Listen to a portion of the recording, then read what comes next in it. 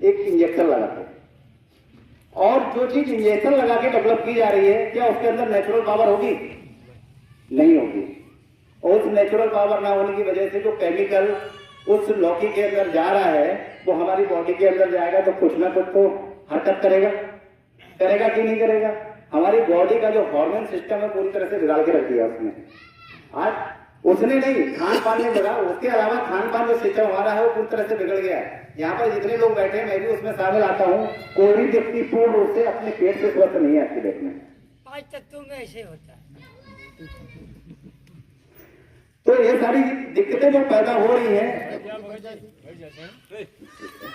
उसके अलावा जैसा कि आप लोगों ने देखा होगा अभी जो हमारे दुधारू जानवर हैं उनके अंदर कैंसर जैसे मामले भी सामने आ रहे हैं। जो जानवर है उसके अंदर कैंसर साहब कहां से आया? उसके अंदर आया साहब चारा से। और चारा के अंदर हम डीएपी, यूरिया, पेस्टिसाइड, केमिकल सबका इस्तेमाल कर रहे हैं, क्योंकि बीमारी उसमें भी लगती है। जब उसमें बीमारी लगती है उसका रोकथाम करने के लिए हम कहीं ना कहीं कर देते हैं और उसको काट के सीधे जानवर के सामने डालना शुरू कर दिया। आज की डेट में दुधारू जानवर के माध्यम से जो भी दूध निकल रहा है, मेरे ख्याल से 1-8% बचेगा, नहीं तो 99% दूध के अंदर भी यूरिया जैसी समस्या पैदा हो चुकी है। हो चुकी नहीं हो चुकी? जब हम जहर पी रहे हैं तो साहब वो जहर अपनी बॉडी में कहीं ना कहीं तो असर दिखाएगा। आपने देखा होगा कि कैंसर भी कितने प्रकार का हो गया, हम भी कंफ्यूज है। गले का कैंसर, पेट का कैंसर, दिमाग का कैंसर, जितने ब्लड कैंसर, बहुत सारे प्रकार के कैंसर हैं, ये मान के चलिए। कैंसर की स्थिति आज इतनी भयानक है हमारे समाज के अंदर कि पंजाब के अंदर एक ट्रेन चलती है जिसको कैंसर स्पेशल ट्रेन के नाम से चलाया जा रहा है पंजाब सरकार की तरफ से, क्योंकि सबसे ज्यादा मरीज आज की डेट में पंजाब के अंदर है।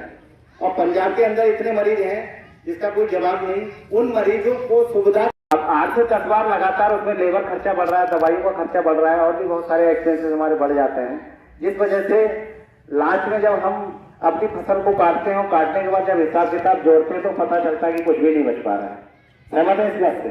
एक आरटीआई एक संस्था है, उसके माध्यम से एक खुलासा ये भी हुआ है कि 96% किसानों का खेती से घर नहीं चलता है, क्योंकि लागत बढ़ रही है, उत्पादन उस हिसाब से हमको नहीं मिल पा रहा है।